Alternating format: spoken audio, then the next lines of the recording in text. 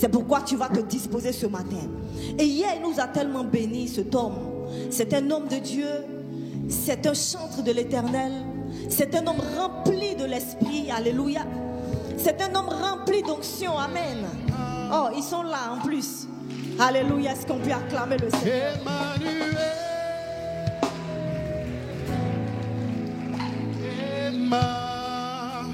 Nous bénissons le Seigneur de les avoir avec nous.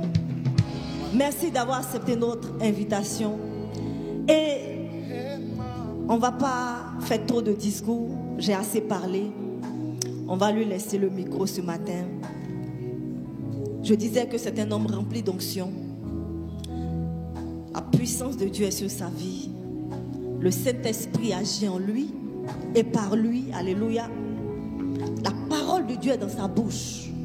Oh, hier, il nous a bénis. Amen. Il nous a puissamment bénis hier. Alléluia. Oh Dieu, merci pour tes serviteurs. Il est un pasteur du centre missionnaire Philadelphie de Kinshasa au Congo. C'est un père. Alléluia. C'est un époux d'une merveilleuse femme. Amen. Et ce matin, c'est avec honneur, peuple de Dieu, que vous allez m'aider à recevoir ce pupitre. L'homme de Dieu, le pasteur Lord Lombo. Avec vos acclamations.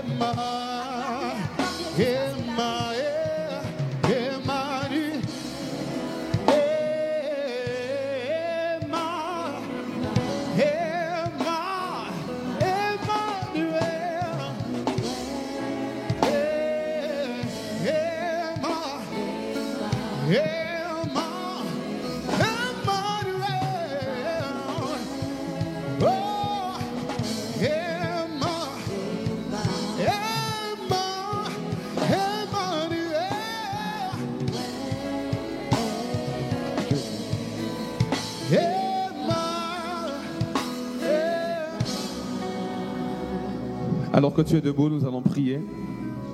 Nous te sommes infiniment reconnaissants, Seigneur, pour le don de la vie. Merci de nous avoir rassemblés de partout afin que nous puissions aujourd'hui partager ta parole.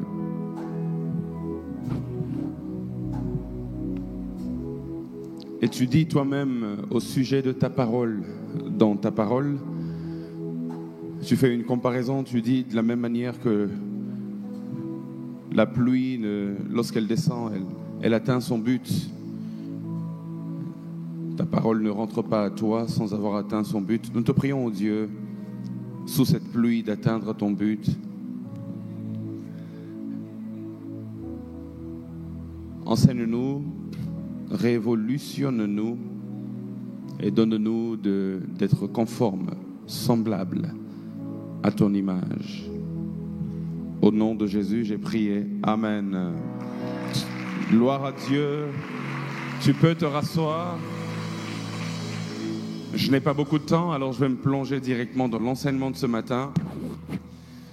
Mais avant de me plonger, j'aimerais une fois de plus dire un grand merci à notre papa, le bishop Amazou. Est-ce qu'on peut m'aider à acclamer le Seigneur pour cet homme qui, par la grâce de Dieu, amen. Est-ce qu'il y a des enfants de la maison qui peuvent bien célébrer leur Père?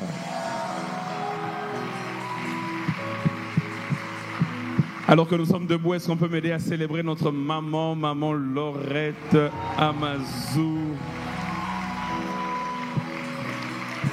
Quand elle parlait tout à l'heure, j'avais envie qu'elle continue seulement, qu'elle prêche ce matin, tellement ce qu'elle disait était profond. Merci maman, merci tout le monde.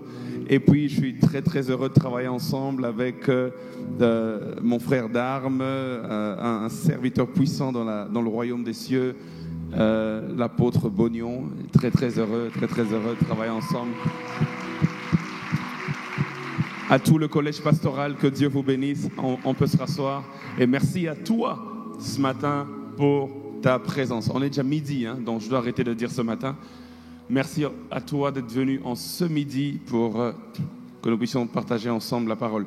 Alors, j'aimerais que nous puissions lire un seul verset, pas un seul verset, mais un seul chapitre.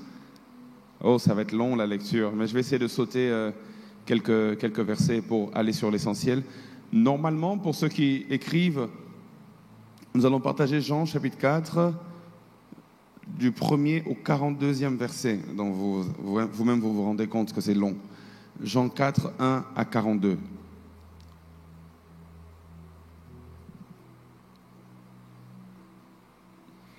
Jean 4, 1 à 42.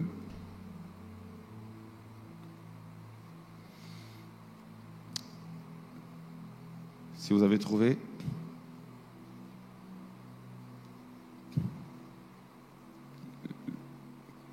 Jean chapitre 4.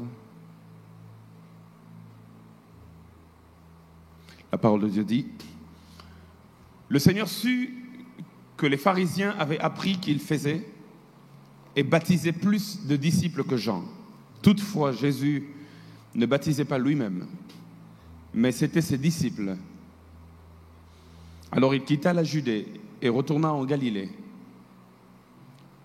Et comme il fallait qu'il passât par la Samarie, il arriva dans une ville de Samarie nommée Sychar, près du champ que Jacob avait donné à Joseph, son fils. Là se trouvait le puits de Jacob. Jésus, fatigué du voyage, était assis au bord du puits. C'était environ la 6e heure. Une femme de Samarie vint puiser de l'eau. Jésus lui dit: Donne-moi à boire, car ses disciples étaient allés à la ville pour acheter des vivres. La femme samaritaine lui dit: Comment toi qui es juif, me demandes-tu à boire à moi qui suis une femme samaritaine? Les Juifs, en effet, n'ont pas de relation avec les Samaritains. Jésus lui répondit: Si tu connaissais le don de Dieu, et qui est celui qui te dit donne-moi à boire, tu lui aurais toi-même demandé à boire et il t'aurait donné de l'eau vive. Seigneur, lui dit la femme, tu n'as rien pour puiser et le puits est profond. D'où aurais-tu donc cette eau vive? Es-tu plus grand que notre père Jacob qui nous a donné ce puits et qui en a bu lui-même, ainsi que ses fils et ses troupeaux? Jésus lui répondit: Quiconque boit de cette eau aura encore soif, mais celui qui boira de l'eau que moi je lui donnerai n'aura jamais soif, et l'eau que je lui donnerai deviendra en lui une source qui jaillira jusque dans la vie éternelle. La femme lui dit: Seigneur, donne-moi cette eau, afin que je n'aie plus soif et que je ne vienne plus puiser ici. Va, lui dit Jésus, appelle ton mari et viens ici. La femme répondit: Je n'ai point de mari. Jésus lui dit: Tu as eu raison de dire, je n'ai point de mari, car tu as eu 5 maris, et celui que tu as maintenant n'est pas ton mari. En cela tu dis vrai. En cela tu as dit vrai. Seigneur, lui dit la femme, je vois que tu es prophète. Nos pères ont adoré sur cette montagne, et vous dites, vous, que le lieu où il faut adorer est à Jérusalem. Femme, lui dit Jésus, crois-moi, l'heure vient où ce ne sera ni sur cette montagne, ni à Jérusalem que vous adorez le Père. Vous adorez ce que vous ne connaissez pas. Nous adorons ce que nous connaissons, car le salut vient des Juifs. Mais l'heure vient, et elle est déjà venue, où les vrais adorateurs adoreront le Père en esprit et en vérité, car ce sont là les adorateurs que le Père demande. Dieu est esprit, et il faut que ceux qui l'adorent en esprit et en vérité. La femme lui dit: Je sais que le Messie doit venir, celui qu'on appelle Christ. Quand il sera venu, il nous annoncera toutes choses. Jésus lui dit: Je le suis, moi qui te parle. Là-dessus arrivèrent ses disciples qui furent étonnés de ce qu'il parlait avec une femme. Ils étaient très étonnés. Toutefois, aucun ne dit: Que demandes-tu ou de quoi parles-tu avec elle? Alors la femme, ayant laissé sa cruche, s'en alla dans la ville et dit aux gens: Venez voir un homme qui m'a dit tout ce que j'ai fait, ne serait-ce point le Christ? Ils sortirent de la ville et y vinrent vers lui. Pendant ce temps, les disciples le pressaient de manger, disant: Rabbi, mange. Mais Jésus leur dit: J'ai à manger une nourriture que vous ne connaissez pas. Les disciples se disaient donc les uns aux autres: Quelqu'un lui aurait-il apporté à manger? Jésus leur dit: Ma nourriture est de faire la volonté de celui qui m'a envoyé et d'accomplir son œuvre. Ne dites-vous pas qu'il y a encore 4 mois jusqu'à la moisson? Voici, je vous le dis, levez les yeux et regardez les champs qui déjà blanchissent pour la moisson. Celui qui moissonne reçoit un salaire et amasse de fruits pour la vie éternelle, afin que celui qui sème et celui qui moissonne se réjouissent ensemble. Car en ceci, ce qu'on dit est vrai. Autre est celui qui sème et autre celui qui moissonne. Je vous ai envoyé moissonner ce que vous n'avez pas travaillé. D'autres ont travaillé et vous êtes entrés dans leur travail. Plusieurs Samaritains de cette ville crurent en Jésus à cause, écoutez bien, à cause de cette déclaration formelle de la femme. Il m'a dit tout ce que j'ai fait. Aussi, quand les Samaritains vinrent le trouver, ils le prièrent de rester auprès d'eux et il resta là 2 jours. Un beaucoup plus grand nombre crurent à cause de sa parole. Et il disait à la femme: Ce n'est plus à cause de toi, ce n'est plus à cause de ce que tu as dit que nous croyons, car nous l'avons entendu nous-mêmes et nous savons qu'il est vraiment le Sauveur du monde. Amen. Tu peux te rasseoir. Waouh, quel texte, quelle histoire, quelle belle histoire. le sous-thème que j'aimerais nous partager aujourd'hui, puisque on m'a donné la liberté de choisir mon sous-thème. Vous allez vous rendre compte que le texte que nous avons lu ce matin, nous l'avons effleuré un tout petit peu hier. Et vous allez vous rendre compte aussi que l'apôtre Bognon a touché ce texte hier aussi, en long et en large. J'aimerais partager un autre aspect de ce texte. Et pour cela, j'ai intitulé mon thème Jean chapitre 4, une histoire de barrières et d'ignorance. Jean chapitre 4, une histoire de barrières et d'ignorance. Frères et sœurs, vous savez, avant même d'aller plus loin, j'aimerais nous dire que Dieu, comme nous l'avons commencé à l'apprendre depuis hier, veut que nous puissions lui ressembler en tout point et que nous puissions lui ressembler aussi dans sa mission. Mais la bonne question à se poser en ce dimanche, ou même en ce samedi, dimanche c'est demain, en ce samedi matin, la bonne question à se poser c'est quelle est la mission de Christ à laquelle nous devons ressembler? Nous devons ressembler à Christ dans sa mission. Et c'est quoi cette mission? Jésus lui-même n'était pas silencieux en ce qui concerne la révélation de sa mission. Il a été très bavard à ce sujet. Et tout chrétien devrait le savoir. Luc chapitre 19, verset 10 par exemple. Il parle de cette mission. Et si nous devons lui ressembler en tout point de vue, nous devons lui ressembler aussi sur ce point-ci. Et il dit dans Luc 19, 10, « Car le Fils de l'homme est venu chercher et sauver ce qui était perdu. » C'est clair. Il est venu chercher et sauver ce qui était perdu. C'est pour cela que le thème que nous partageons depuis hier vraiment nous remet sur l'essentiel. Vous savez, dans la parole de Dieu, on peut prêcher sur plusieurs thèmes. Il y a tellement de directions différentes. On peut prêcher sur la bénédiction, sur la famille, sur les parents, sur les enfants. Il y a tellement de thèmes différents dans la parole. Mais ce thème-ci, ou encore le thème que nous partageons ici, c'est le point central même de la mission de Christ. Il dit, le Fils de l'homme est venu chercher et sauver ce qui était perdu. Jean chapitre 1, verset 12 abonde dans le même sens. Et vous connaissez ce texte, vous pouvez même le citer de mémoire. Mais à tous ceux qui l'ont reçu, à ceux qui croient en son nom, la lumière a donné le pouvoir de devenir enfants de Dieu. C'est ça la mission de Christ, faire de nous des enfants de Dieu. Nous reconnecter avec le Père, nous reconnecter avec le Père. Il dit lui-même qu'il est le chemin, qu'il est la vérité et qu'il est la vie. Et comme nous savons, un chemin n'a de sens que s'il nous conduit vers une destination. La raison pour laquelle on emprunte un chemin, en particulier, c'est pour arriver à une destination particulière. Si vous avez emprunté le chemin que vous avez emprunté ce matin, c'était pour vous retrouver ici. Si vous vouliez aller, je ne sais pas, à Sini, vous n'auriez pas emprunté ce chemin, vous auriez peut-être emprunté un autre chemin. Un chemin n'a de sens que s'il nous emmène vers une destination. Et si Christ est le chemin, lui-même il le dit, nul ne vient au Père. Voilà, c'est ça la destination. La destination, c'est le Père. Le but de Jésus en venant sur Christ, en venant sur terre, c'était de nous introduire vers le chemin qui amène vers le Père. Dans Jean chapitre 3, versets 16 à 17, la Bible insiste encore sur cette mission de Christ. Et c'est un texte que nous connaissons si bien, car Dieu a tant aimé le monde, car Dieu a tant aimé les perdus, qu'il a donné son Fils unique, afin que quiconque croit en lui, peu importe la race, peu importe l'ethnie, peu importe la nationalité, afin que quiconque croit en lui ne périsse point, mais qu'il ait la vie éternelle. Dieu, en effet, n'a pas envoyé son Fils dans le monde pour qu'il juge le monde, mais pour que le monde soit sauvé par lui. C'est cela la mission de Christ, le salut des âmes. J'aimerais dire à quelqu'un, il est vrai que quand Dieu suscite les ministères, Éphésiens chapitre 4 parle du fait d'édifier le corps de Christ, justement. L'édification, c'est une chose, mais on ne peut pas édifier ce qui n'a pas été sauvé. Le salut, c'est le début de toute chose. Donne-moi un bon amen. C'est pour cela qu'il est important que, comme l'a dit l'homme de Dieu hier, que nous puissions mettre ces âmes en prière. Mais aussi, après les avoir mis en prière, il est important que des gens soient envoyés pour que nous puissions ramener un plus grand nombre à la maison. Et aujourd'hui, Dieu veut compter sur toi par rapport à cela. Et j'aimerais dire, je disais, si Dieu veut, et comme Dieu veut que nous soyons comme Christ, c'est-à-dire qu'il veut que nous soyons des véhicules du salut des âmes. Matthieu chapitre 5, verset 16, c'est Christ lui-même qui parle encore de cela. Il dit que votre lumière luise devant les hommes, afin que quoi? Afin qu'ils voient vos bonnes œuvres et qu'ils glorifient votre Père qui est dans les cieux. Ésaïe chapitre 60, versets 1 à 3, donne même son cloche. La Bible déclare, lève-toi, c'est à toi que l'on parle, lève-toi. Il dit, sois éclairé, car ta lumière arrive. Et la gloire de l'Éternel se lève sur toi. Voici, les ténèbres couvrent la terre. Les ténèbres sont aussi synonymes d'ignorance, synonymes de perdition. Voici, les ténèbres couvrent la terre et l'obscurité couvre les peuples.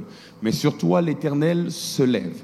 Sur toi, sa gloire apparaît. Et regardez la conséquence. Des nations marchent à ta lumière et des rois à la clarté de tes rayons. Ceux qui étaient dans les ténèbres, désormais suivent la lumière que tu es. Désormais suivent la lumière que tu apportes, la lumière de l'Évangile. Donne-moi un bon amen. Et frères et sœurs, par rapport à cette mission, Dieu investit en nous des potentiels. Dieu pourra même libérer au travers de nous le surnaturel, rien que pour ramener une âme. Dieu est capable de mobiliser toute l'armée céleste, rien que pour le salut d'une seule âme. Romains chapitre 15, versets 17 à 19, c'est Paul qui dit. Et à chaque fois que j'ai lu ce texte dans Romains, ça m'a toujours donné une compréhension assez particulière et intéressante de jusqu'où Dieu peut aller pour le salut d'une âme. Romains chapitre 15, versets 17 à 19. La parole de Dieu dit, on peut commencer à partir du verset 17 directement. Il dit, j'ai donc sujet de me glorifier en Jésus-Christ pour ceux qui regardent les choses de Dieu. Paul dit, j'ai sujet de me glorifier en Jésus pour ceux qui regardent les choses de Dieu, car je n'oserais mentionner aucune chose que Christ n'ait faite par moi. Pourquoi? Pour amener les païens à l'obéissance. Ok. Maintenant, il commence à citer les choses que Christ a faites par lui. Il dit par la parole et par les actes. Il dit par la puissance des miracles et des prodiges. Il y a une différence entre miracle et prodige. Il dit Dieu a utilisé des prodiges, des choses qui laissent bouche bée. Les choses qui font que les gens ouvrent leur bouche et se disent, mais qu'est-ce qui est en train de se passer ici? Ça dépasse même l'entendement humain. C'est pas seulement miracle, ça c'est prodige. Il dit par la puissance de l'Esprit de Dieu, en sorte que depuis Jérusalem et les pays voisins jusqu'en Illyrie, j'ai abondamment répandu l'évangile de Christ. Mais avant de citer les choses que Dieu a faites au travers de lui, il dit qu'il l'a faites pour amener les païens à l'obéissance. Les révélations que Dieu lui donnait dans la parole, c'était pour amener les païens à l'obéissance. Il dit par les actes. Quels actes?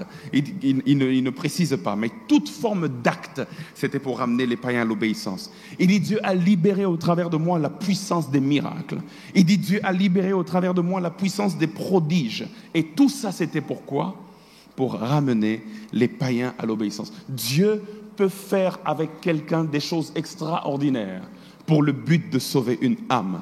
Dieu peut faire avec quelqu'un des choses. C'est pour cela que, frères et sœurs, nous ne recevons pas les miracles pour le folklore. Nous ne recevons pas le don des miracles juste pour que nous puissions nous sentir bien autour de nous. Nous les recevons pour ramener une âme à la maison. Donne-moi un bon amen. Et la raison pour laquelle les miracles ne nous accompagnent pas aussi, c'est parce que nous sommes assis. Puisque la Bible dit, voici les miracles qui accompagneront. On n'accompagne que celui qui marche. J'aimerais dire à quelqu'un, si tu prends la décision de te lever et de marcher, alors les miracles vont t'accompagner. Si tu es trop assis, on ne t'accompagne pas. Et Dieu fait toutes ces choses pour ramener les gens au salut. Mais il y a des barrières à la mission. Jean chapitre 4, comme je vous ai dit, est une histoire de barrières. Alors que le but est clair, alors que le tableau est bien peint, alors que c'est clair dans la parole de Dieu que Dieu veut le salut de l'humanité.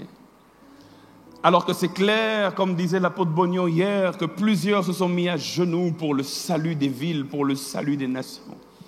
Mais il y a des barrières qui empêchent. Et dans cette histoire de Jean chapitre 4, la raison pour laquelle je nous ai pris cette histoire, c'est qu'on a une femme que vous connaissez qui est venue seule. Pourquoi seule? On le verra tout à l'heure. Qui est venue seule puiser de l'eau dans un puits. Et puis, comme par hasard, il n'y a pas de hasard dans le calendrier divin, elle a rencontré un homme qu'on appelle Jésus, le sauveur justement de l'humanité. Et ce jour-là, c'était le jour du salut de cette femme. Mais au-delà du fait que cette femme soit sauvée ce jour-là, la Bible montre que quelques minutes après, quelques secondes après, combien de temps leur discussion a pris, je ne sais pas. Mais si on lit le rapport qui nous a été donné par Jean, j'ai comme l'impression que c'est moins de 30 minutes. De toute façon, le texte, nous l'avons lu en à peine 5 minutes. Et alors, si on doit le mettre dans une conversation et en utilisant exactement les mots utilisés, ça doit être moins de 30 minutes de conversation. Et 30 minutes après qu'elle a compris ce qu'elle a compris, la Bible déclare que cette femme elle-même, sans avoir eu besoin d'affermissement dans une église, sans avoir eu besoin d'être suivie par un père spirituel, cette femme, après avoir rencontré Jésus, est descendue dans toute une ville appelée Samarie, et la Bible déclare que toute la ville a été sauvée par l'évangélisation de cette femme. Donne-moi un bon amen. Elle n'a pas eu besoin de faire 5 ans dans le Seigneur ou encore 10 ans de ministère. Après à peine quelques minutes, Jésus a donné la responsabilité du salut d'une ville au travers de cette femme. Quand cette femme se lève pour aller dans sa ville évangéliser, si Jésus avait jugé qu'elle n'était pas assez prête, il l'aurait retenue pour dire « Femme, attends, tu es encore pressée. J'ai encore des choses à construire en toi. J'ai encore des choses à bâtir en toi. » Mais j'aimerais dire à quelqu'un, Jésus l'a laissé partir et toute une ville est sortie de la colline pour venir écouter l'homme de Galilée. Ah, j'aimerais te dire, tu as fait 10 ans à l'église, 20 ans sous les pieds du bishop. J'aimerais te dire, il est temps que tu puisses aller gagner, que tu puisses ramener des âmes au Seigneur. Si tu le crois, donne-moi un bon amen. Mais cette femme n'est pas devenue une évangéliste efficace, rien que comme ça. Il y a eu une conversation, maman, il y a eu une conversation de quelques minutes. Et gloire soit rendue à Dieu que nous avons reçu ici quelques idées, quelques bribes de cette conversation. Et dans ces bribes de conversation, on se rend compte que cette femme avait 4 ou 5 barrières qui l'auraient empêchée à devenir une gagneuse d'âme. Est-ce que le mot gagneuse, c'est en français? Bref, une gagneur d'âme. Féminin de gagneur, là, vous-même vous allez trouver. Il y avait quelques barrières qui pouvaient empêcher à cette femme d'être un gagneur d'âme, efficace. Et Jésus, en quelques minutes, a commencé à faire tomber barrière après barrière. La raison pour laquelle la plupart d'entre nous, nous n'avons pas le feu qu'avait cette femme, c'est qu'il y a encore beaucoup de barrières qui nous empêchent justement d'aller là où Christ veut nous envoyer. La toute première barrière, et parce que je n'ai pas beaucoup de temps, laissez-moi me plonger dedans, j'aimerais vous le dire, vous allez le noter, je vais l'expliquer. Ça sera un terme peut-être un peu compliqué pour certains d'entre nous, mais nous allons expliquer, vous allez comprendre. La première barrière de cette femme, en lisant ce texte, c'est l'ethnocentrisme. C'est quoi l'ethnocentrisme? L'ethnocentrisme, c'est la tendance à privilégier le groupe ethnique auquel on appartient et à en faire le seul modèle de référence. C'est-à-dire que puisque moi je suis de telle ethnie, cette ethnie est meilleure que toutes les autres ethnies. Ok? Nous les Baoulés, c'est nous. Vous les Bétés, je ne connais pas trop les ethnies d'ici, mais c'est bon, je suis dans le banc. Les Mandés ou je ne sais pas quoi d'autre, vous autres là, c'est des petits. On vous regarde comme n'importe quoi, c'est nous les Baoulés. Déjà, moi je pense que si j'étais ivoirien, je serais Baoulé. Bon, ça c'est entre parenthèses. Si j'étais ivoirien, je pense que j'aurais été clairement baoulé. Donc l'ethnocentrisme, c'est la tendance à trouver que son ethnie est la meilleure, la plus belle. Tout est centré sur mon ethnie. Je ne peux pas aller vers les autres ethnies. On ne peut même pas se marier avec les autres ethnies. Certaines familles vont plus loin. Tu ne me ramènes qu'un baoulé. Si tu me ramènes une autre ethnie, on ne va pas s'entendre. Et chez nous, c'est pareil aussi. C'est pour cela que parfois, dans certains pays, par exemple, il y a des conflits ethniques. Vous allez voir que telle ethnie se bat tout le temps avec telle autre ethnie. Vous qui n'êtes pas familier au Congo, chez nous, il y a quelques ethnies aussi. Il y a les Bakongo, les Swahili, les Luba. Pour ceux qui suivent quand même un peu de loin, vous avez certainement entendu parler de ça. Parfois, il y a des conflits de ceux de l'Est avec ceux de l'Ouest, mais ils sont dans le même pays. Ethnocentrisme. Et cette femme avait cette barrière de l'ethnocentrisme. Tu ne peux pas devenir un gagneur d'âme si tu es ethnocentrique. Parce que le jour où tu rencontreras quelqu'un qui n'est pas de ton ethnie, tu jugeras qu'il n'est pas digne du salut parce qu'il n'est pas de ton ethnie. Il faut faire tomber les barrières ethniques pour devenir un gagneur d'âme efficace. J'aimerais dire à quelqu'un, même s'il fait partie d'une nation qui t'a fait la guerre, qui a fait la guerre à ta nation, ça reste une âme du Seigneur qui mérite aussi le salut, une âme pour laquelle Jésus-Christ est mort sur la croix. Cette femme était ethnocentrique. Quand Jésus lui demande de l'eau, la Bible déclare, la femme samaritaine lui dit au verset 9, « Comment toi qui es juif, tu me demandes à boire à moi qui suis une samaritaine ?» Et la Bible ajoute, les juifs en effet n'ont pas de relation avec les samaritains. Cette femme dit, si tu étais un samaritain, je t'aurais donné de l'eau parce que tu es mon frère. Parce que tu es mon sang. Mais toi, tu es juif. Je ne peux pas te donner de l'eau à toi qui es juif. Et ça, c'est une barrière dans l'évangélisation. Regardez les gens sous terme d'ethnie. J'aimerais dire à un gagneur d'âme, Dieu ne regarde pas les humains en termes d'ethnie. Dieu regarde les humains en termes de son image et de sa ressemblance. Il ne regarde pas, il n'en a que faire de nos ethnies. J'aimerais dire à quelqu'un, nous devons voir comme Dieu voit. Arrêtons de séparer. Toi, tu es juif, moi je suis ça. Toi, tu es blanc, moi je suis noir. Toi, tu es arabe, moi je suis je ne sais pas de quel autre coin du monde. Dieu ne regarde pas les choses comme ça. Faisons tomber les barrières ethniques afin de gagner les âmes. Et Jésus a compris que cette femme avait cette barrière ethnique. Comment toi qui es juif? D'ailleurs, comment elle a su que Jésus était juif? Parce que Jésus ne l'a pas dit, voici, je suis un juif, donne-moi à boire. Okay? La Bible déclare que lorsque cette femme est venue vers Jésus, Jésus lui a simplement dit, donne-moi à boire. Jésus lui a juste demandé à boire. Et elle regarde et dit, comment toi qui es juif? Comment elle a reconnu que Jésus, qui n'a dit que « donne-moi à boire », était un juif? Il y a deux possibilités. Premièrement, peut-être l'habillement. Deuxièmement, peut-être les traits du visage. Vous savez, il y a des gens, lorsqu'on les regarde, on sait savoir, ah, ça c'est une Ivoirienne. On n'a même pas besoin qu'on puisse te donner plus d'explications. Tu le regardes, tu dis, ça, ah non, ça c'est un Congolais. Mais la troisième manière qu'elle a su certainement que Jésus était un juif, c'est sûrement l'accent. Elle dit, donne-moi à boire. Il le dit dans sa langue. Il y a certainement des accents d'un côté comme d'un autre. Quand un Ivoirien parle, même si j'ai les yeux fermés, je sais que ça c'est un Ivoirien. Et vous savez vous-même aussi, quand vous regardez même TikTok, la personne n'a pas besoin de se présenter. Quand tu l'entends parler, ah ça c'est un Congolais. Ah, c'est un Congolais. Il dit, ah, la manière dont il parle là, il mélange les U et les I, là, ça va être un Congolais. Je suis sûr que Jésus avait un petit accent quelque part. Bon, j'essaye de mon mieux de ne pas mélanger les U et les I aujourd'hui matin.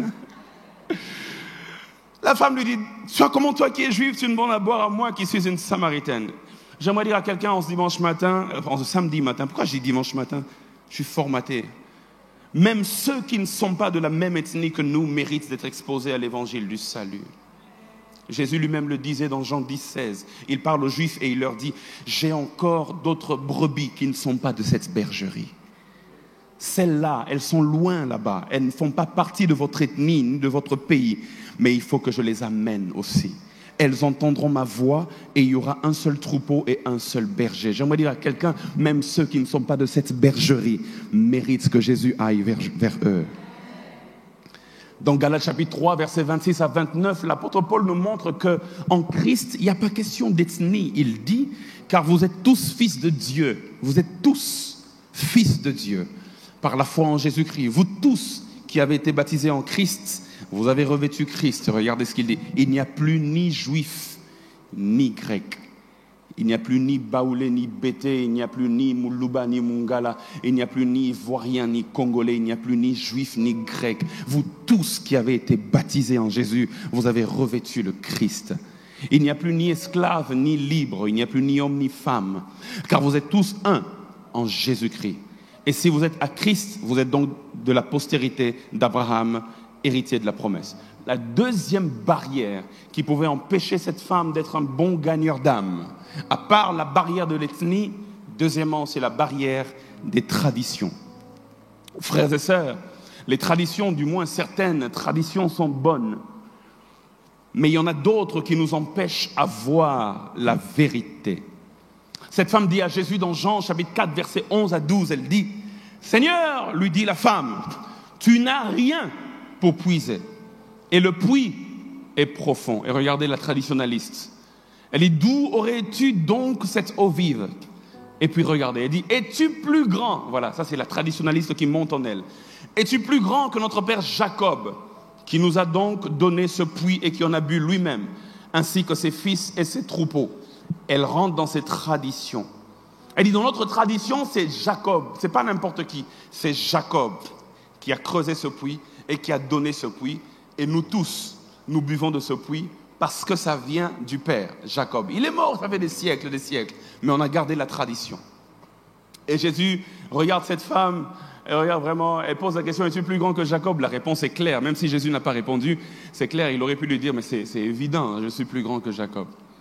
Lui qui disait même être plus grand qu'Abraham, il dit, Abraham a vu mon jour et il s'en est réjoui. Et puis les Juifs ont failli le lapider. S'il est plus grand qu'Abraham, ça va de soi qu'il soit plus grand que Jacob. C'est clair qu'il est plus grand que tout humain né d'une femme. C'est clair,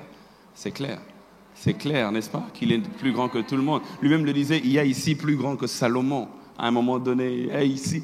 En fait, Jésus est plus grand que tous. Cette femme ramène Jésus dans la tradition et dit, notre tradition, c'est de boire de cette eau. Et toi, que veux-tu dire? Es-tu plus grand? Le problème généralement avec la tradition, c'est que parfois, elle nous aveugle à la vérité. On est tellement traditionnaliste qu'on n'arrive pas à voir la vérité. Isaac et Rebecca sont un modèle d'un couple où l'un était dans la tradition, l'autre était dans la révélation. Je vais rapidement exploiter cela, mais ce que vous devez savoir avant que je ne puisse revenir sur Isaac et Rebecca, c'est que parfois la tradition n'a aucune vie. Certaines traditions n'ont aucune vie. Pourquoi? Parce qu'elles se basent sur les expériences des autres et nous la suivons sans même vivre la même expérience. Quelqu'un a dit que nous ne devons pas manger le poulet parce que lui, en son temps, ça fait 4 siècles, il avait mangé le poulet et il a eu un mal de ventre. Et il a déclaré donc que le poulet est satanique. Mais parce que c'est un grand-père, il nous a privés du plaisir de manger le poulet. On a suivi bêtement la tradition et on ne connaît même pas le sens. On n'a pas vécu la même expérience, mais à cause de la tradition, on est aveugle à la vérité. Donne-moi un bon amen et je vais avancer. La Bible parle des enfants d'Israël comme des vrais traditionnalistes. Genèse chapitre 32, verset 32. La Bible dit que Jacob, regardez l'histoire, une histoire assez drôle. Jacob se bat avec un homme toute la nuit. Et cet homme l'a frappé à l'emboîture de la hanche. Vous connaissez l'histoire. Et Jacob a commencé à boitiller. Jacob a été brisé. Jacob, apôtre, a vécu une expérience. C'est-à-dire pour Jacob, l'emboîture de sa hanche a été de mise. Ce n'est pas l'emboîture de la hanche de tous les Israélites, de tous les Juifs qui ont été de mise. Non, c'est l'emboîture de la hanche de qui? De Jacob, qui a été de mise. Et il a commencé à boitiller. Dieu l'a brisé, Dieu l'a changé. Et ce matin-là, quand l'aurore s'est levée, Jacob était transformé, il était devenu Israël. C'est-à-dire, il a vécu un changement. Mais regardez la tradition. La Bible dit, dans Genèse 32, c'est pourquoi jusqu'à ce jour, les enfants d'Israël ne mangent point le tendon qui est à l'emboîture de la hanche, car Dieu frappa Jacob à l'emboîture de la hanche au tendon. Maintenant, si tu manges le tendon de l'emboîture de la hanche ou pas, qu'est-ce que ça change avec ton expérience à toi personnelle avec Dieu? Quelqu'un a été frappé à l'emboîture de la hanche, il a été brisé, il a été transformé. Mais toi, tu restes dans ton ancien toi, mais tu dis, nous, notre tradition, c'est qu'on ne mange pas ça. Mais est-ce que tu as subi la même transformation que celui qui avait été brisé à l'emboîture de la hanche? Parfois, nous suivons les traditions sans avoir la vie de la chose. Donne-moi un bon amen et j'avance. Et frères et sœurs, Isaac était un traditionnaliste. Rebecca, par contre, était une femme qui avait la révélation. C'est ça la différence entre le couple d'Isaac et de Rebecca. Isaac veut bénir le fils aîné qui s'appelle Ésaü. Il devient aveugle, il appelle Ésaü, il dit « Je te bénis ». C'est ça la tradition. Lorsque le père est sur le point d'aller de l'autre côté, il donne la plus grande bénédiction au fils aîné. C'est comme ça de génération en génération, en génération, en génération. Isaac suit la tradition. Mais le problème, c'est qu'il a une femme du nom de Rebecca. Et Rebecca, elle n'est pas contre la tradition, elle aime la tradition. Seulement, il se fait que quand les enfants se battaient dans le ventre, elle était allée chercher Dieu. Et quand elle allait chercher Dieu, Dieu ne lui a pas révélé une tradition, mais Dieu lui a montré une révélation. Et dans la révélation, Dieu dit à Rebecca, tu as 2 enfants dans ton ventre. L'aîné va sortir, le cadet va sortir. Dans votre tradition, l'aîné est plus grand que le cadet, mais dans la révélation que je te donne, le cadet sera plus grand que l'aîné. Le problème dans la maison d'Isaac, c'était un combat entre la tradition et la révélation. Le père veut bénir l'aîné par tradition, la mère veut que le cadet soit béni par révélation.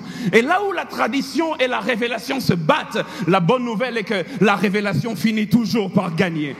J'aimerais dire à quelqu'un aujourd'hui, c'est que Dieu nous veut être des hommes et des femmes révélés, que nous puissions voir comme Dieu voit, que nous puissions regarder comme Dieu regarde.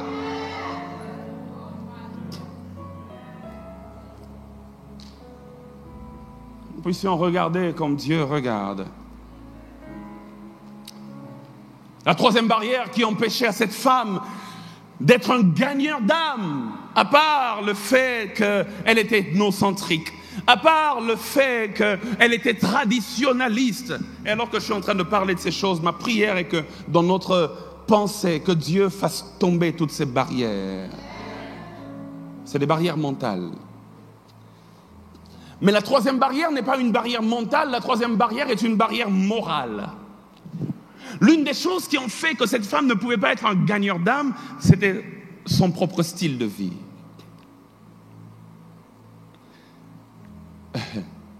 Mais, pasteur, d'où tu tires ça?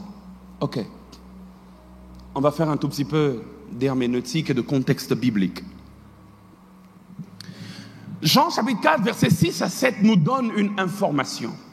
L'information qui est donnée, c'est que là se trouvait le puits de Jacob.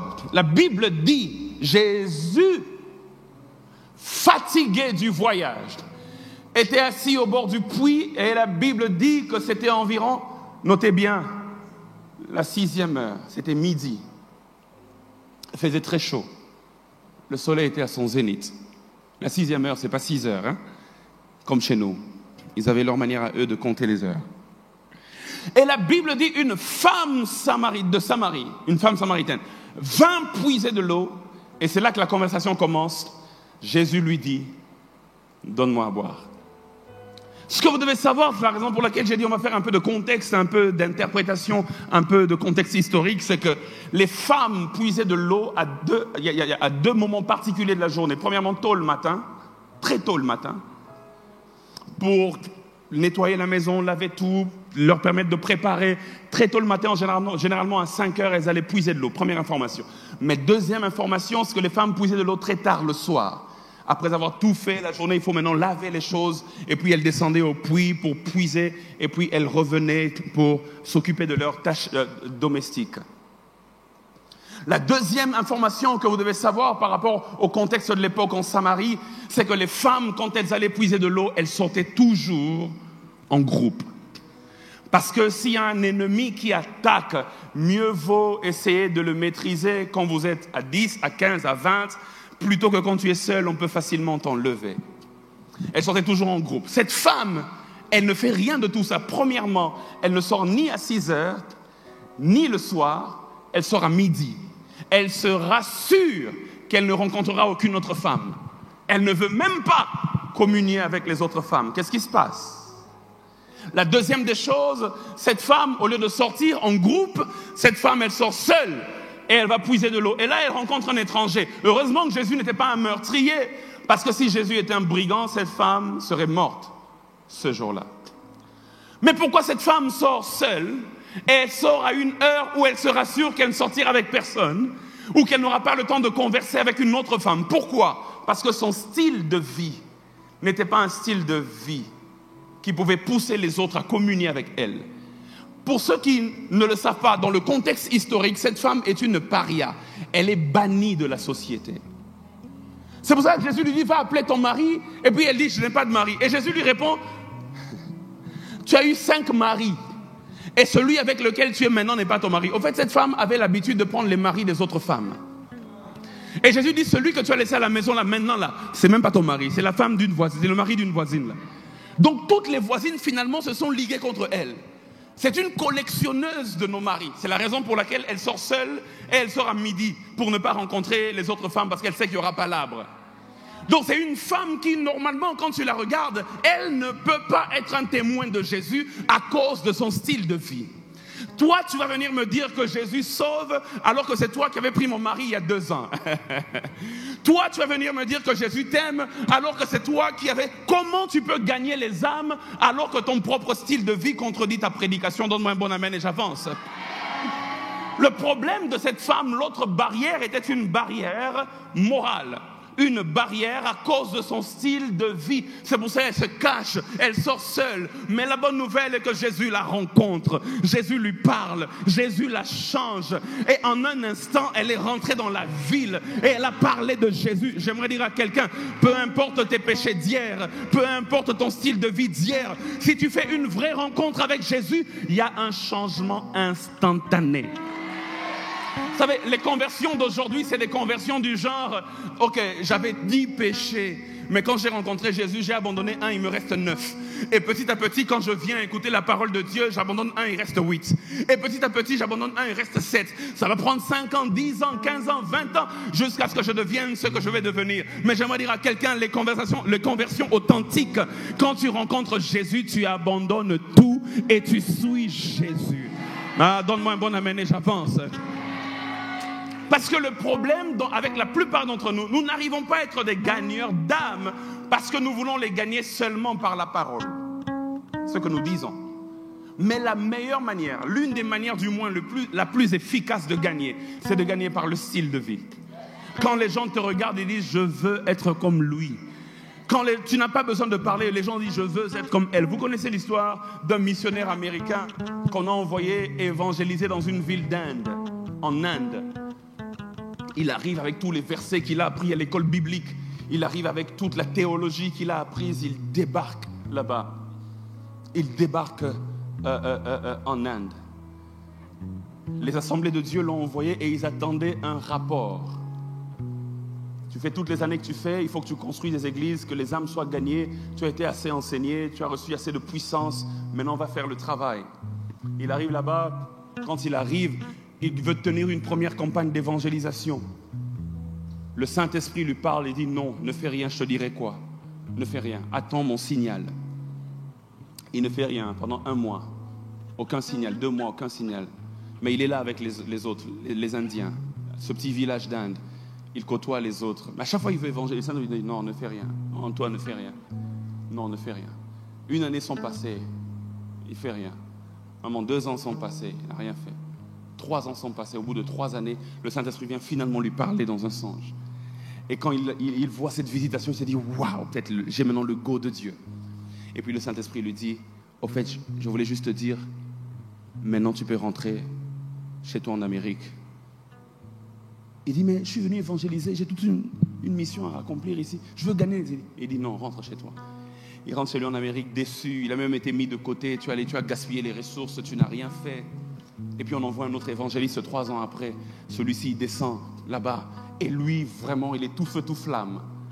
Il évangélise, il gagne, il parle, il prêche. Il fait une grande campagne. Et tout le village se réunit, il commence à parler de Jésus.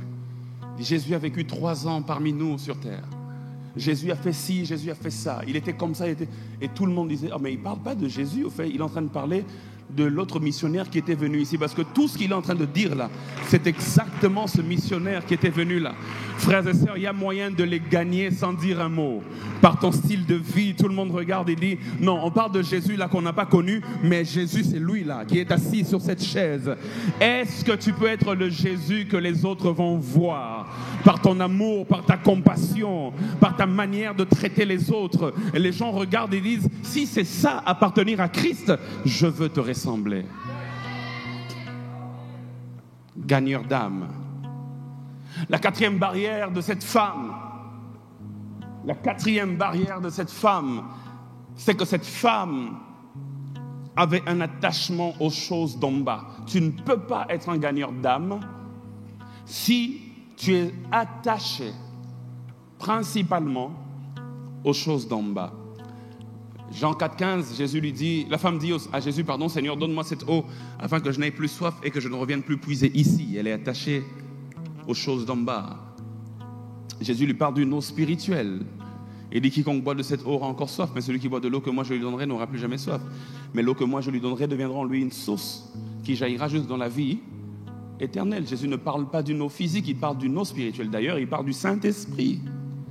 Pour comprendre cela, il faut lire Jean 7, 37 à 39, où le dernier jour de la fête, il dit que celui qui a soif vienne à moi et qu'il boive.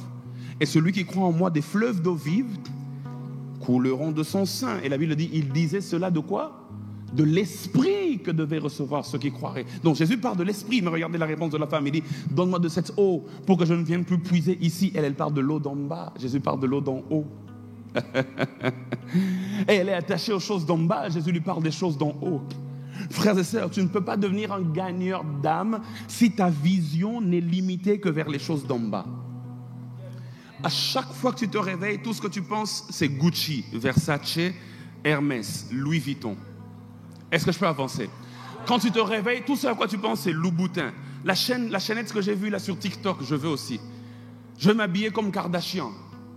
Si c'est tout ce à quoi tu penses, aux choses d'en bas, tu n'as pas de priorité pour le salut. Parce que celui qui pense au salut d'une âme, c'est quelqu'un qui ne regarde pas qu'à la terre.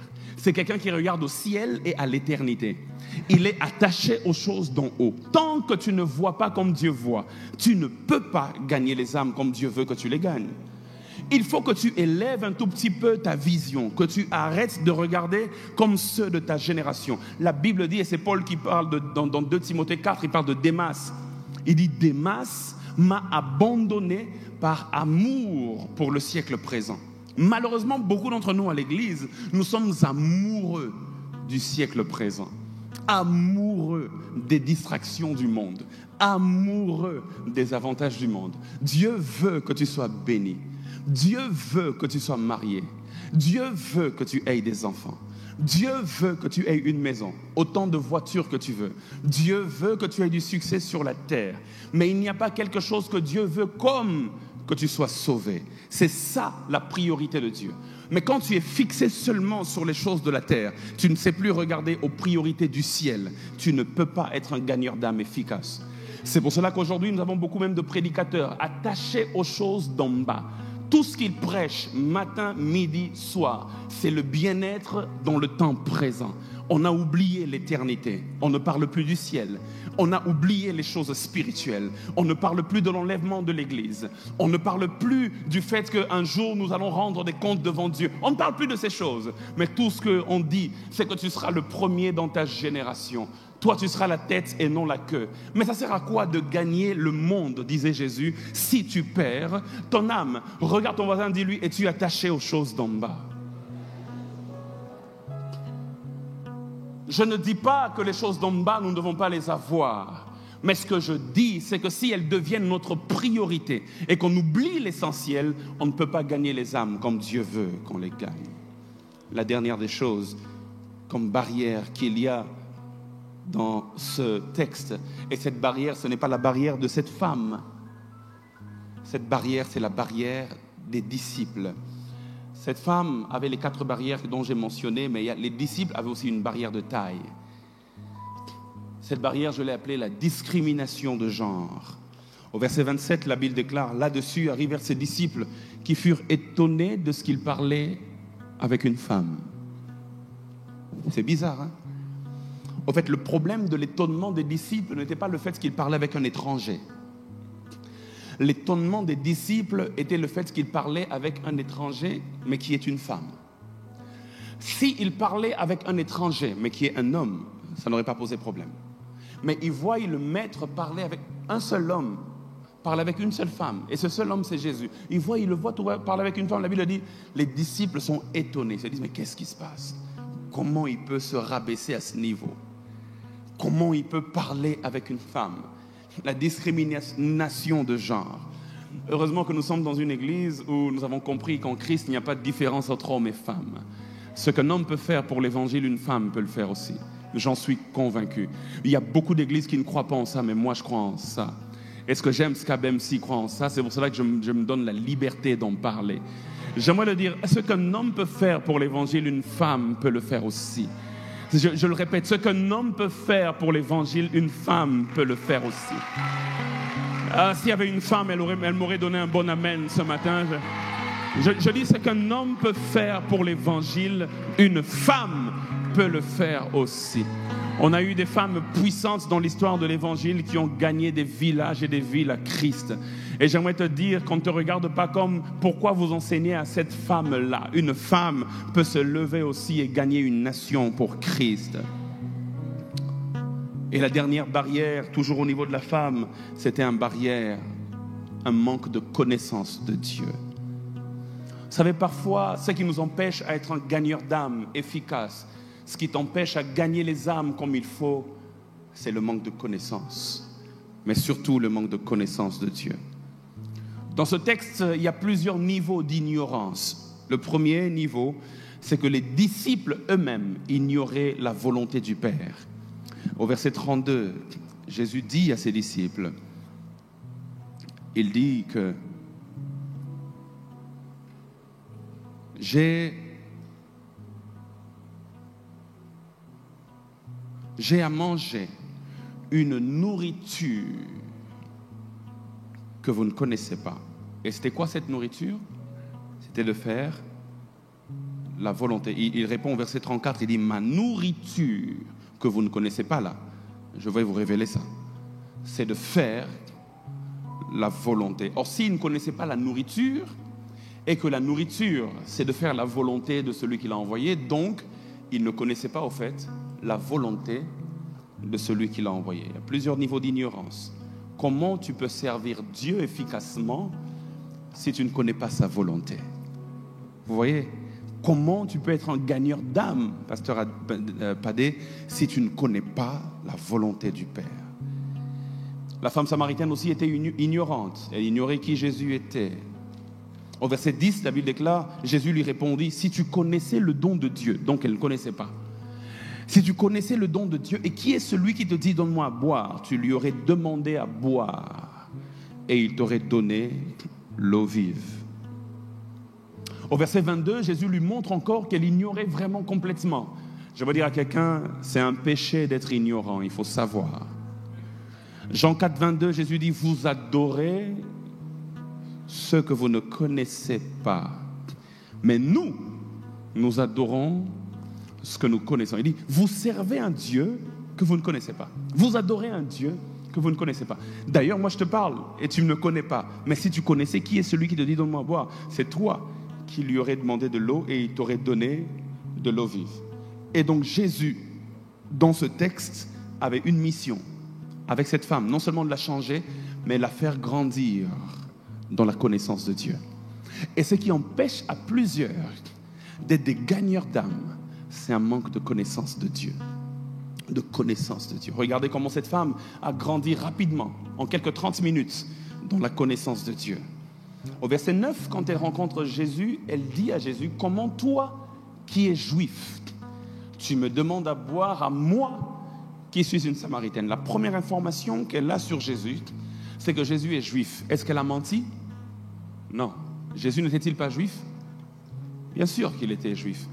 D'ailleurs, d'autres versions disent, comment toi qui es un homme juif? Est-ce que Jésus n'était pas un homme? Bien sûr qu'il était un homme, il n'était pas une femme, ça c'est clair.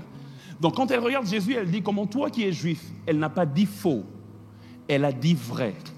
Sauf que ce n'est pas parce que c'est vrai que c'est suffisant. C'est ça le problème. Elle avait une certaine connaissance quand elle a regardé Jésus. Elle a su discerner. 1, c'est un homme. 2, c'est un juif. Mais ce n'était pas suffisant. Parce qu'en matière de connaissance de Dieu, il y a toujours une marge pour la croissance. Il faut toujours aller plus loin. Et cette femme, Jésus ne s'est pas limité à la garder à ce niveau. Au verset 19, Jésus lui donne une parole de connaissance. Jésus pose la question, il lui demande, il dit, va appeler ton mari. La femme dit, oh, mais je n'ai pas de mari. Et puis Jésus donne une parole de connaissance. Il dit, tu as raison de dire que tu n'as pas de mari, car tu as eu 5 maris. Et celui que tu as laissé sur ton lit là, à la maison, maintenant, il est en train de ronfler même. N'est pas ton mari. Et cette femme dit, oh, Seigneur, je vois que tu es un prophète. Vous voyez, elle a grandi dans la connaissance de Jésus.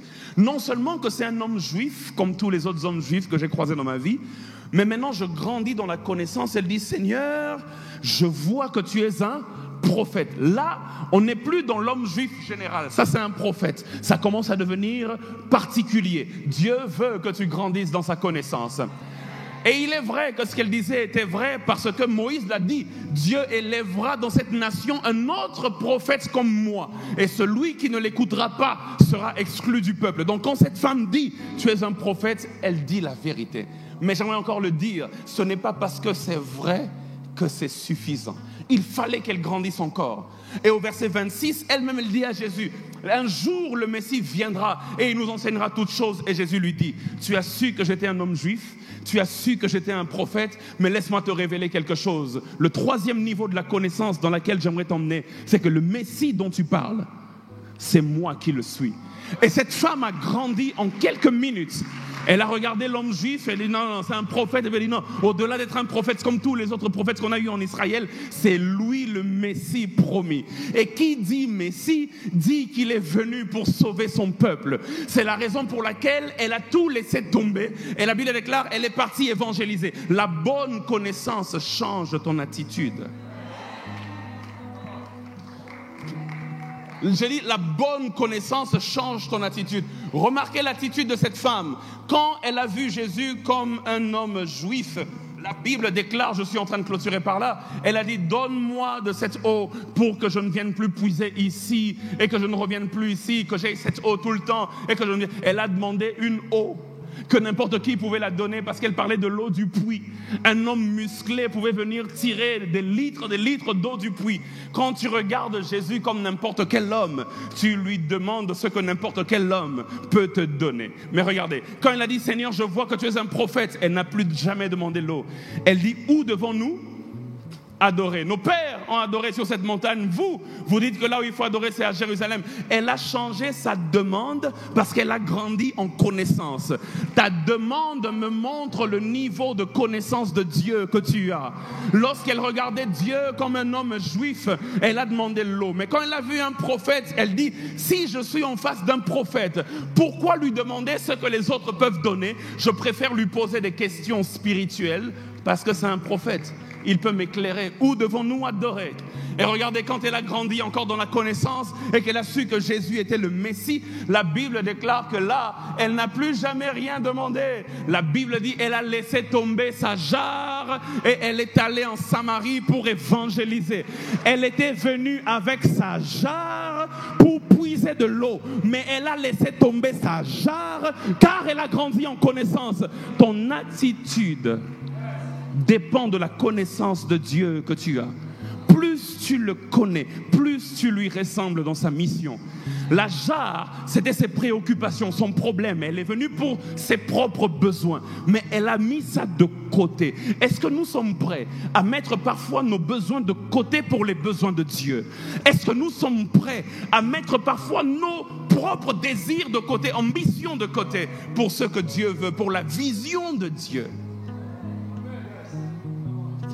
Et quand elle rentre chez elle, elle trouve son mari, c'est même pas son mari.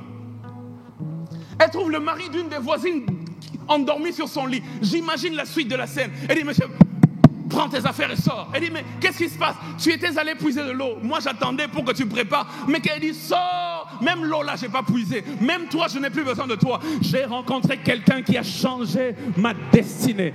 Cette femme est devenue comme une folle. Elle entre en Samarie, elle commence à évangéliser. J'ai rencontré quelqu'un qui m'a dit ceci. J'ai rencontré quelqu'un. Le problème, oh my God, donne-moi un bon amen, je te révèle quelque chose. On a souvent tendance à croire qu'on doit beaucoup connaître pour devenir un témoin efficace. Mais j'aimerais dire à quelqu'un, même le peu que tu connais déjà peut sauver quelqu'un. Qu'est-ce que cette femme est allée dire en Samarie? La Bible a même enregistré sa prédication. Cette femme n'a pas dit, regardez, c'est celui qui a créé le monde, regardez, il s'est incarné. Elle n'a pas expliqué de christologie, ni de pneumatologie, elle n'a pas expliqué de sotériologie. Elle a juste dit, venez voir un homme qui m'a dit tout ce que j'ai fait. N'est-ce pas lui le Messie? D'ailleurs, sa prédication n'était pas une affirmation, c'était une question à la fin. N'est-ce pas lui le Messie? C'est tout ce qu'elle savait, c'est tout ce qu'elle a présenté. Et ça a suffi pour gagner toute une ville à Jésus. Le peu que tu sais, Dieu peut l'utiliser. On lui a emmené 5 pains et 2 poissons. C'était peu par rapport à la foule qui attendait. Mais quand tu donnes ton peu à Jésus, il le multiplie d'une manière que tu ne peux pas imaginer. Un jour, il y avait 4 lépreux qui avançaient vers les Syriens. La Bible déclare que les Syriens ont entendu des bruits des chars et des chevaux. Et ils se sont dit, les Juifs ont pris les Égyptiens, ils ont pris les autres nations pour venir nous attaquer, ils ont fui. Mais c'était 4 lépreux. Frères et sœurs, déjà quand toi tu marches là, quel bruit tu fais? Ok, maintenant prends 4 personnes en train de marcher. Le bruit de leurs pas, ça ne peut même pas réveiller quelqu'un qui dort profondément. Mais le peu qu'ils ont présenté là, Dieu a amplifié les bruits. De telle sorte que ceux qui étaient de l'autre côté ont entendu des chevaux en train de crier, alors que c'est les bruits de 4 personnes qui marchaient. Le peu que tu présentes à Dieu, Dieu peut le multiplier. Et la Bible dit, toute la ville de Samarie a cru à cause de la parole de cette femme. J'aimerais vous dire une chose. Paul pose la question, comment croiront-ils si ils n'écoutent pas l'évangile? La foi vient de ce que... Mais il dit encore, comment entendront-ils s'il n'y a personne pour leur dire? Après avoir parlé d'eux à Dieu, parle de Dieu à eux. Tu m'as compris? Tu m'as compris, non? Après avoir parlé d'eux à Dieu, parle de Dieu à eux. Et c'est comme ça que nous pourrons gagner cette génération. Cette femme non affermie. Combien de temps tu as fait à l'église? Bon, moi ça fait plus de 25 ans. Combien de temps toi tu as fait à l'église? Cette femme, en 30 minutes, est devenue un gagneur d'âme. Alléluia. J'aimerais dire à quelqu'un aujourd'hui, toi aussi, tu peux faire partie de la liste. J'ai vu un objectif ici, 500 âmes à Jésus, de juin à décembre 2023.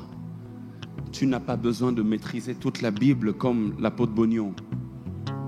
Ça lui a demandé des années, n'est-ce pas, pour arriver à ce niveau. Mais j'aimerais dire, le peu que tu as aujourd'hui, tu peux le présenter et Dieu peut faire des miracles avec. Que Dieu te bénisse au nom de Jésus. Dieu te bénisse. Dieu te bénisse.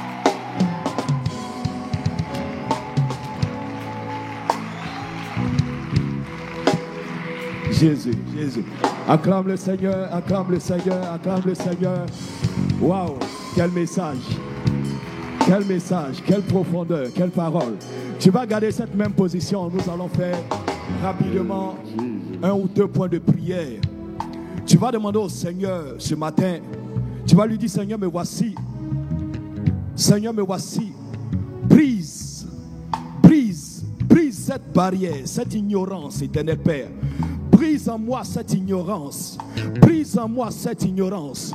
Pendant que je suis en train de parler, est-ce que quelqu'un peut commencer à élever la voix pour dire, Seigneur, me voici. En réalité, c'est de moi que tu as besoin. Seigneur, me voici. En réalité, c'est de moi que tu as besoin. Lorsque tu demandais dans ta parole, qui enverrai? Seigneur, en réalité, c'est moi. C'est moi que tu cherchais. C'est moi que tu demandais. Me voici. Seigneur, j'ai besoin que tu brises cette barrière d'ignorance. Parle à l'Éternel. Parle à Dieu. Parle à Dieu pendant un instant. Je veux entendre quelqu'un parler maintenant. Je veux entendre quelqu'un prier. Je veux entendre quelqu'un dire, Seigneur, c'est moi. Seigneur, c'est moi. Tu as besoin de moi, Seigneur. Tout comme cette femme, Seigneur. Tu as besoin de moi, Seigneur. Tu as besoin de moi pour gagner. Tu as besoin de moi pour toucher des vies. Tu as besoin de moi, éternel Père, pour impacter des vies. Me voici, Seigneur. Je ne veux pas sortir de cette conférence, Seigneur. Je ne veux pas sortir de cette conférence telle que je suis rentré. Père, me voici. Touche-moi. Touche-moi. Touche-moi. Touche-moi. Touche-moi. Brise ces barrières qui sont en moi et qui m'empêchent d'aller annoncer la parole. Brise les barrières qui sont là, éternel Père, et qui m'empêchent de parler de toi. qui m'empêchent de parler de toi. Seigneur, fais de moi un gagnant d'âme. Seigneur, fais de moi un gagnant d'âme. Seigneur, fais de moi un gagnant d'âme. Seigneur, fais de moi quelqu'un qui impacte les âmes. Seigneur, fais de moi quelqu'un qui touche les âmes. Seigneur, fais de moi quelqu'un qui parle de toi.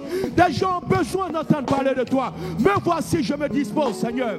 Fais de moi, éternel Père, la personne de ressources. Fais de moi cette personne, éternel Père, qui annonce ta parole.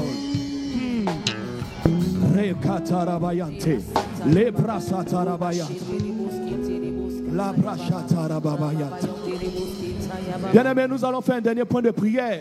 Notre orateur a dit quelque chose de fort, quelque chose de puissant, quelque chose de profond. Il a dit ceci: la femme est venue avec une jarre. Elle est venue avec ses problèmes. Quand elle partait, quand elle sortait de sa maison, elle a pris cette jarre et elle est allée. Dans sa tête, elle partait pour puiser de l'eau. Quand elle partait, certainement qu'elle était en train de penser: mais comment je vais faire pour prendre cette eau? Ce puits est profond. Qui va pouvoir m'aider? En réalité, elle partait avec des attentes. Elle partait avec ses attentes. Elle est arrivée et elle a trouvé quelqu'un d'autre qui avait ses attentes. Alléluia. Alors tu vas prier le Seigneur. Tu vas dire: Seigneur, c'est bon. Cette fois-ci, je veux mettre mes besoins de côté. Je veux mettre mes besoins de côté. Est-ce que quelqu'un est prêt à faire cette prière avec moi? Tu vas dire: Seigneur, c'est bon, j'ai compris la leçon, j'ai compris. Seigneur, aide-moi à mettre mes besoins de côté, mes intérêts personnels et égoïstes, égocentriques de côté. Je veux maintenant répondre à ton appel. Je veux maintenant répondre à tes attentes. Le Seigneur a des attentes. Le Seigneur a des attentes. Le Seigneur a des attentes. Et tu es la personne qualifiée. Est-ce que quelqu'un peut élever la voix et commencer à prier? Élève la voix et prie. Dis: Seigneur, c'est bon, j'ai compris la leçon. Seigneur, j'ai compris. Seigneur, mes besoins, j'en aurai toujours. J'aurai toujours des besoins. Mais je veux m'aligner d'abord, Seigneur, sur toi tes attentes. Je veux m'aligner, Seigneur, sur toi tes besoins, Seigneur. Je veux venir à tes pieds, Seigneur, et entendre ta voix, Seigneur. Parle à Dieu pendant un instant. Tu es face à l'Éternel, comme cette femme qui était face à Jésus. Tu es face à Dieu ce matin. Est-ce que tu peux disposer ton cœur comme cette femme à recevoir la parole de Dieu, comme cette femme à recevoir les instructions de Dieu? Si le Dieu des esprits, Seigneur, des prophètes, nous avons compris. Nous avons compris, Seigneur. Nous avons compris, Seigneur. Nous avons compris, Seigneur. Si le Dieu des esprits, des prophètes touchent. En réalité, pendant que tu t'occupes des attentes de l'Éternel, lui, il se charge de transformer tes besoins.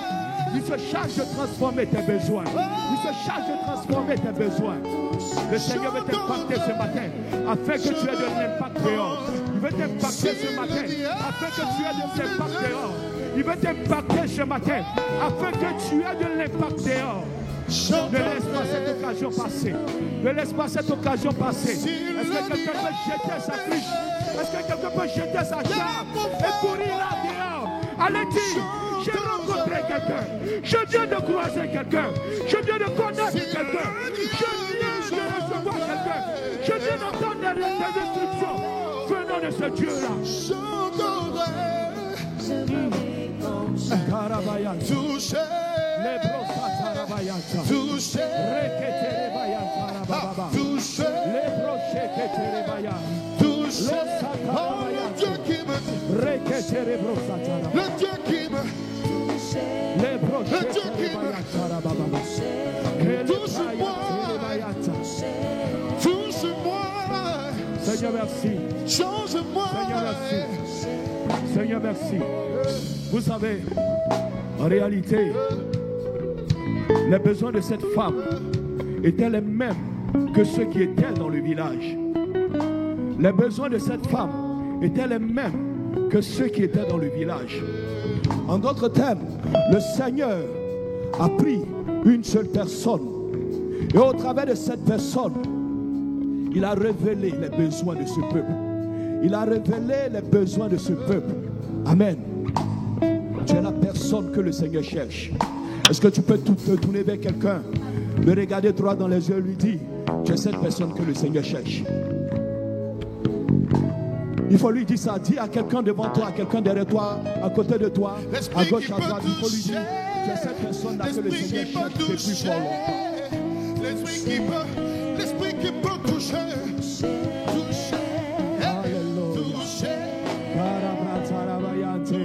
Est-ce que quelqu'un peut acclamer le Seigneur? Est-ce que quelqu'un peut acclamer le Seigneur? Oh, nous voulons bénir la vie du pasteur Lord Lambeau. Nous voulons bénir sa vie pour cette profondeur. Que le Seigneur te bénisse, pasteur. Merci infiniment. Amen, amen.